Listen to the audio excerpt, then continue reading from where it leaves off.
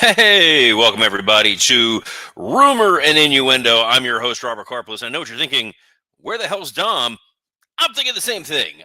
He just pinged me a few seconds ago to say that he is having some connection issues. So I will be fielding things. I don't know what's going on with my hair. I will be fielding things here today for all of your rumor and innuendo related needs. I have to stop doing that voice. I apologize. I want to say hi to some of the folks who are joining us here. Dre Owens says, just made the live show. The Wrestling Old Head, RNI Tribe, good after morning. Could Crown Jewel, in fact, be Tiffy time? Could she cash in and win both belts? Let's get raw, you guys, and let's get excited. Dominic D'Angelo is here today. Hey, Dom. What's up, guys? Hey, Robert, how are you? I'm good. There's a graphic on top of a graphic, and now it's gone. Off, baby. Ooh, yeah. So yesterday, because we had Hurricane Milton, which came through here last week. It had caused some damage to some of the cable lines in the area, and they go, "Hey, we're Comcast. We're part of the NBC Universal world that airs Monday Night Raw. We're going to be great." And at 11:47, we're going to start doing that work. And boom, I had no Wi-Fi, no internet. And the great thing about our friends at StreamYard, whom we love, there is no way to just call in. No. As if this was like, AM talk radio. As if this was the beginning of an episode of Frasier.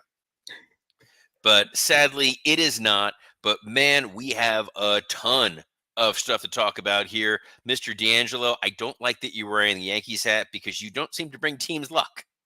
I know, right? I didn't bring my Jets luck yesterday, that's for sure either. Oh, my God. You want to talk about frustrating? My goodness. That's some bad booking right there. I don't. We will talk some football a little later on in the show, but right now we've got. You've got the rundown. I don't know why I'm doing your job. You steer, you direct. I just dance like one of those little wind-up monkeys. Well, Robert, since we didn't have you yesterday on the show, figure we should get just your overall input on AEW Wrestle Dream and your thoughts on that. I know you covered it in depth with going to be probably on the Patreon and stuff like that, but. Let's hear your thoughts on Wrestle Dream. What you got? Sure. It kind of felt like. Did you ever watch The Price is Right? Oh, all the time. Yeah. When somebody gets it wrong and they play that music. Yep. It's kind of how I felt coming off of Wrestle Dream. I think that there was 10 matches on the main card, 12 matches total. The matches were all very solid. I just felt like nothing came out of that where I'm like, ooh. There's intrigue. They're going to build on this. They're really going to be able to deliver. And I think that's kind of the bigger issue that goes on with our friends in AEW, that things are positioned in such a way where, yeah, we could get a lot of really interesting, exciting stuff coming off of Wrestle Dream. But what winds up ultimately happening is they just drop it. The biggest one, and this is before the Dynamite, and we know that the Dynamite will be on tomorrow evening, and roughly 300,000 of you will watch. But like the big opening match was Hangman Adam Page versus Switchblade Jay White. Yeah, hell of a match. Both those guys went out there and were like, "We're going to show you that we can do the wrestling good." That's what they said in the back. They huddled up. They got. Is that how they said it? Like, hey man, we're gonna do the wrestling good. And they did. I'm not doing my Michael Hayes. I'm trying very, very hard. And for clarity's sake, all due respect to Bruce Pritchard, who likes to do the do. No, the official noise for Michael P.S. Hayes when you're in the writer's room was ooh, ooh, beep, beep. Whoa. That was the noise. Yes. Ooh, ooh, beep, beep. I got an idea. That was every Michael Hayes. I will not do the Michael Hayes impression. The Michael Hayes impression, the Kevin Dunn impression, very rarely does it come up, but when it does, it's good. And the Dusty impression, which in hindsight is so much more problematic than any of us ever realized at the time. Like we're all walking around doing the Dusty impression in like restaurants, and then realize, oh, to the casual observer, they might think that we're doing something incredibly offensive. Good point. Wait, there's a Kevin Dunn impression? There's a Kevin Dunn impression. There's a Kevin Dunn impression. Wow. Yes, there is. It's a stellar impression. It's exactly like him. Guys, this is why he's not in the documentary. He was. They didn't have ponchos. They spit all over. It's awful. Vince, get off that girl. We have a meeting to start. Oh my God. I truly, genuinely dislike that man. And I'm one of the nicer ones about him. But yeah, like, so the point, what the hell's going on with this show? I don't know. We're off the rails. I love it. This is the best Rumor and Innuendo show we've ever done. So Jay White and Hangman Adam Page kind of sprung up out of nowhere. And you're like, okay, we'll see. You know, Jay White, yes, he's back, but it sure feels like we're building Hangman Adam Page to be a major, serious threat. At the end of the pay-per-view, needles notwithstanding, you know, he did beat Swerve. He won this big, massive war. And then he turns around and loses to Jay White in the opening match. And part of me hopes, oh, there must be a plan. Tony Khan would not just do something and then not follow up on it. That is crazy. Crazy talk. But we all know he's going to probably wind up kind of dropping the ball on this. So I don't know what's going to happen with that. You had returns on this show. I thought that the entire situation where Jack Perry, Jungle Boy, beats Shibata. You're like, hey, what a moment. Out comes Danny Garcia. Oh, that's right. Danny Garcia is going after gold. Totally on board. This totally makes sense. We're squaring off. And then MJF shows up. So Danny Garcia not advertised for this pay-per-view. Nope. So MJF shows up on the off chance that Daniel Garcia is going to appear as an unadvertised competitor on this broadcast, to then reignite his issue with Danny Garcia that Garcia did not mention last week on Dynamite during his big return. It's almost like somebody was listening, wink, wink, nudge, nudge. And then all of a sudden they're like, oh, we got to remind you of this. And then, but wait, there's more. MJF is in the ring, and who returns for his return? You can't triple stamp a double stamp. Adam Cole, baby. That's right. Adam Cole, Tony Khan's second favorite thin, white, bland strip. But, yeah. So, Adam Cole, who did not know MJF was going to be there, because MJF did not know Danny Garcia was going to be there, appears. And guess what, guys? The devil story never happened. Hey, it was that's all not a bad a thing, of your though. imagination. Yes, they opened the door. Patrick Duffy was in the shower, and it was all a dream. That was Before you got that, and that's really all that matters. That's why you're our people, because you're going to get Dallas references in 2024. So that's where my frustration with this pay-per-view came from. Then at the end, in the finale of this epic show with mountains in the background and all this other nonsense, we get Moxley beating Bryan Danielson clean. He chokes him out, and the referee looked conflicted. And at first, I thought we're getting a Nick Patrick situation here, maybe. Oh. That the referee did this and looked conflicted because he was blackmailed. He had to. He's like, they've got his kid somewhere. They've got, Aubrey Edwards like hanging upside down by her foot like Dominic Mysterio, and they got to rescue her.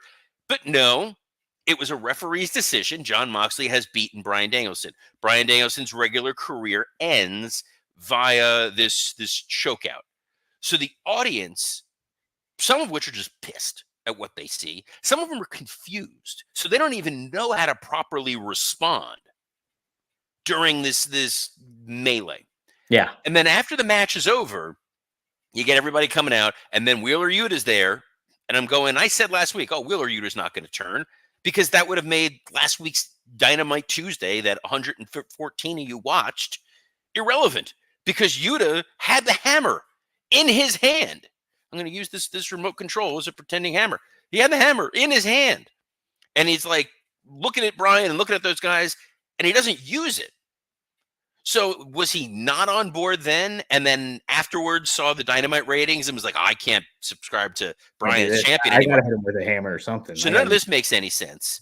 And then we see a return of the most beloved AEW character possible, Baggy the Plastic Bag. He's like Tally from South Park. Oh, yeah. He's a little bit like Towley. Yes, and then the wrestling old head, Excalibur, started crying. Now, was that a shoot? Did he not shoot? But was he crying over commentary? I thought that was like an exaggeration of what he was doing. Was he crying? Was he crying? I was too busy laughing to understand or pay attention to the crying, because I'm like, so Bryan Danielson's full-time career was going to come to an end when he lost his title. Correct. We saw with Ric Flair, when Ric Flair was told you're going to lose, with the first match you lose, your career is over. And you got that iconic, and I was there live, that iconic, I'm sorry, I love you, super kick pin. And Ric Flair never wrestled again. Mm-hmm. Don't Google that, but Ric Flair never wrestled again after that match, WrestleMania 24. Never. So you get this sort of fart in church situation. You get this moment where it is not Bryan pinned definitively. It is not Bryan tapping out. It is referee making a controversial decision to end Bryan's career, essentially. And then they do this angle where they choke him out with this plastic bag. Mm-hmm. Again. He's already been beaten. He's already done. He's already gone. You've proven your point, but we got to use the plastic bag a second time. And then you get a couple guys who run out there to go try to like rescue him in Darby and Orange Cassidy and Private Party, who we saw. Jeff Jarrett. Don't forget Jeff Jarrett. Just getting there, Dom. You have all these baby faces that go around out there. And then you have that dastardly you already ruined the joke. So I hate you, Dom. I'm glad I did. Damn it, Dom. Yeah. But yeah. So they're like crying while Bryan is being loaded onto a stretcher and wheeled out. So as a wrestling fan, you're watching this going, Bryan's going to come back and he's going to get his revenge. Oh, wait, no, he's not a full-time performer anymore. In fact, he's not actually under contract with AEW anymore. So the guy that I'm hoping is going to return is a non-contracted performer.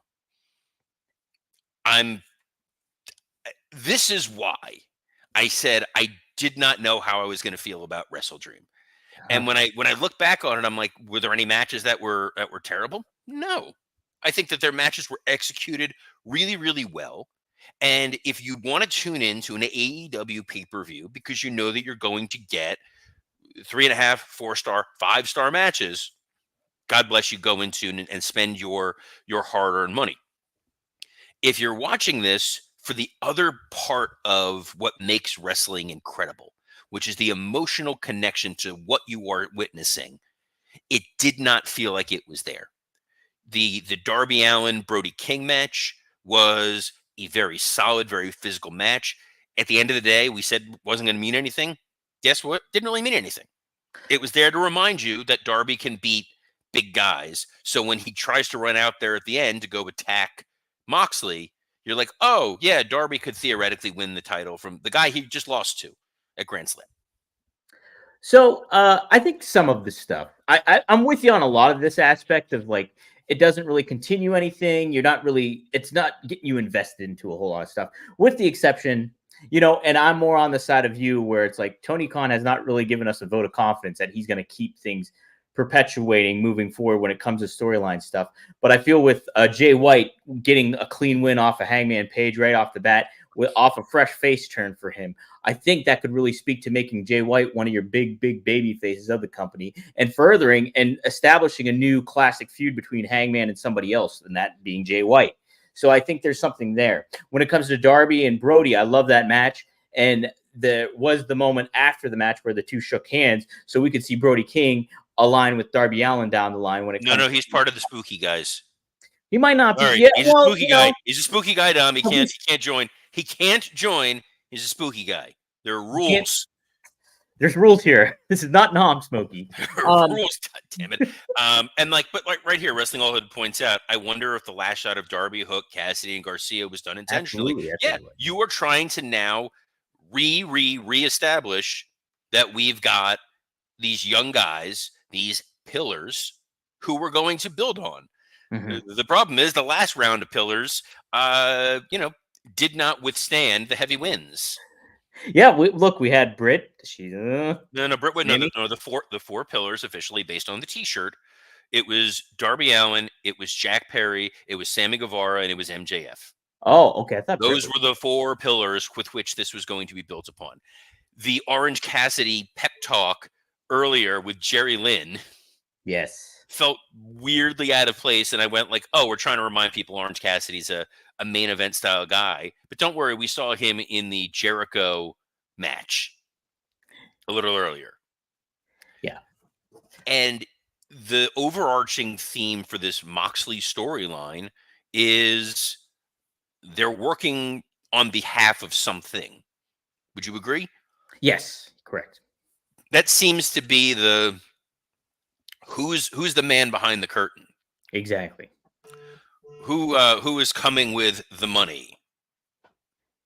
Here comes the money, maybe? Possibly, but we didn't get that reveal. We also did a Swerve segment where we did not get Lashley.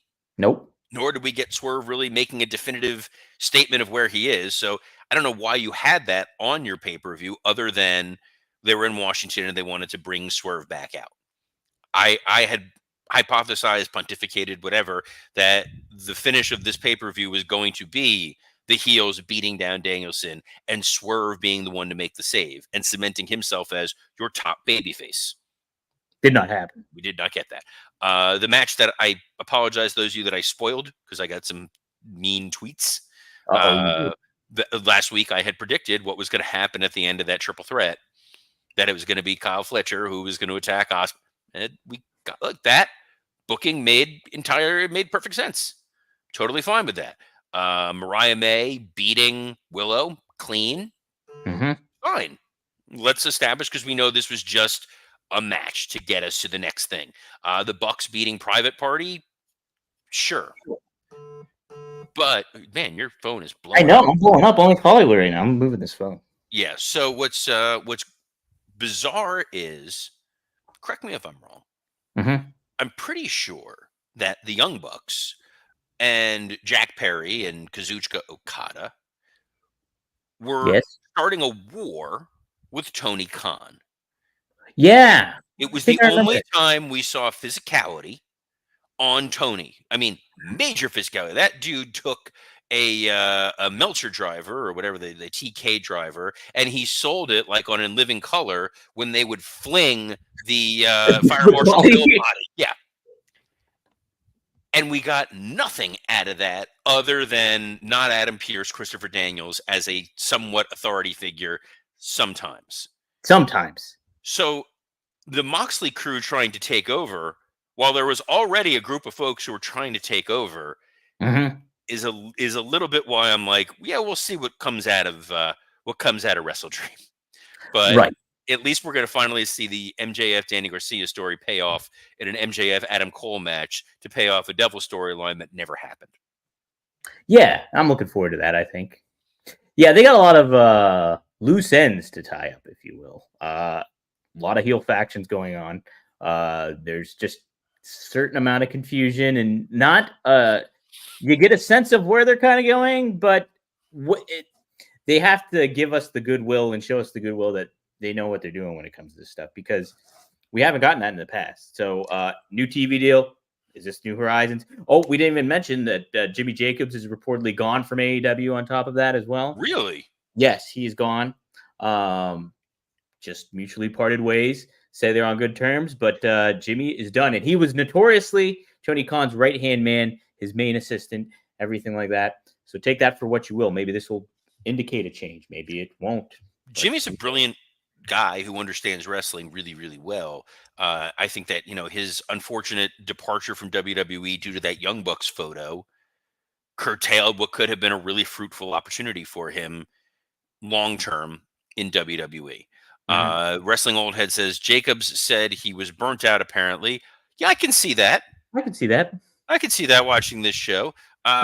Something I did watch, and I know that you watched. Jets game?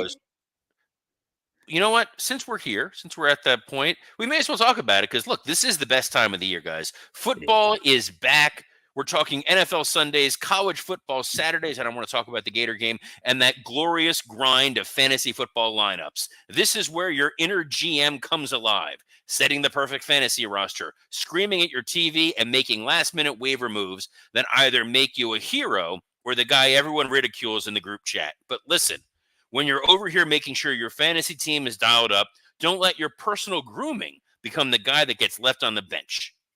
Let's be honest, nobody wants to fumble their grooming routine. That's where Manscaped Performance Package 5.0 Ultra comes in, acting as your all-in-one grooming playbook.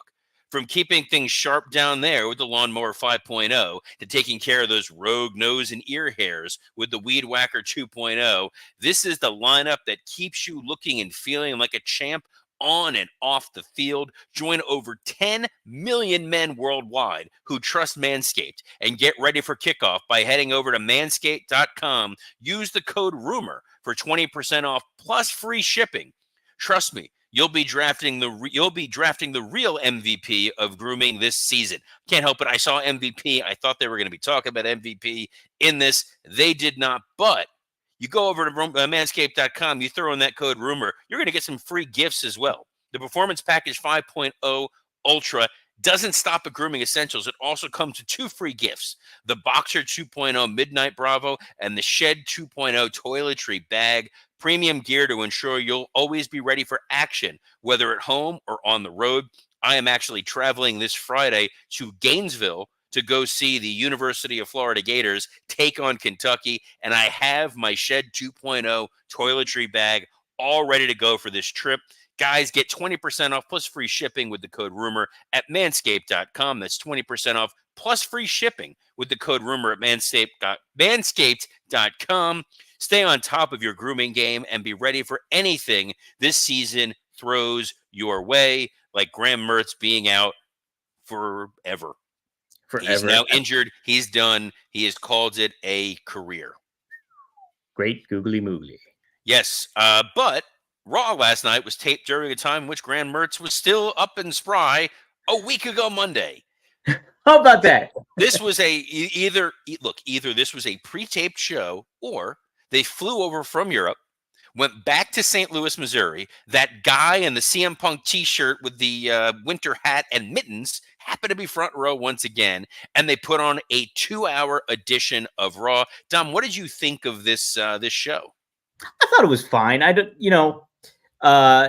makes a lot of sense that it was pre-taped, considering nothing really crazy happened in a lot of ways. But I thought overall it was a decent follow-up for a 2-hour show. I think they have some work to do in tweaking out how they lay out the program when it's a 2-hour format. But overall, I think they did a lot of justice with a lot of different storylines, and that includes the big one with Jimmy and Jay too, crossing paths. So what did you think, Robert? It was a very safe 2-hour program. Mm-hmm. They relied heavily on the women's division. Yes. And when you're doing these shows, you have to do back-to-back tapings the same night. You're not going to trust that crowd to be on their A game for 4 hours. Correct. Which is why you got a number of video packages, more so than you normally would have. So the Bronson Reed sit down with Adam Pearce that I did not like. You didn't like that? I didn't like it because I didn't like his shirt.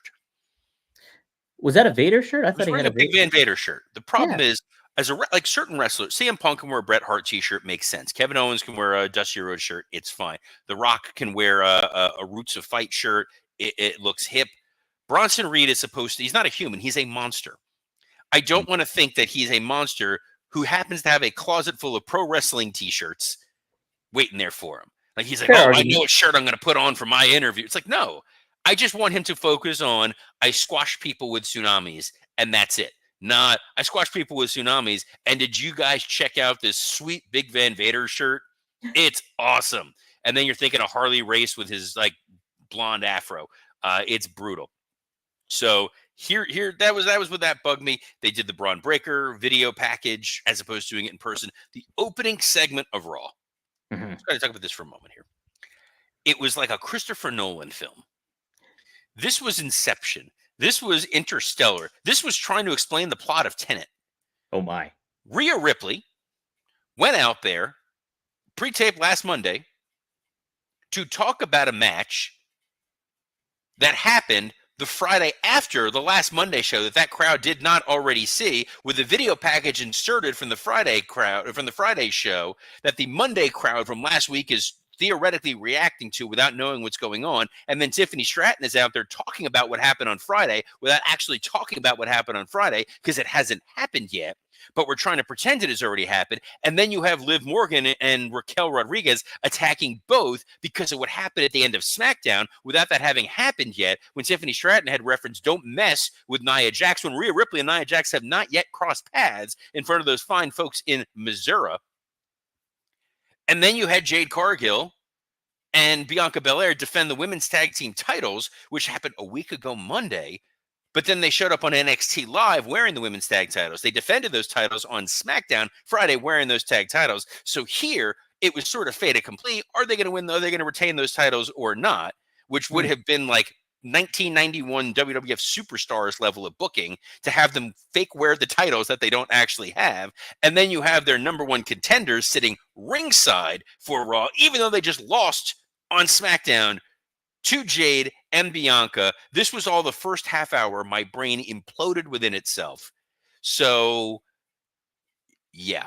Like, Tony makes this look really hard. WWE makes this look like that Charlie Day meme where he's got all the strings. The stuff behind him. Well, no, so like Michael Hayes trying to make sense of, well, no, this happened in June. But this is not going to happen until next year. And I'm like, I don't know. The Jimmy and Jay stuff, which also was responding to what happened on SmackDown, which hadn't happened yet, was fine.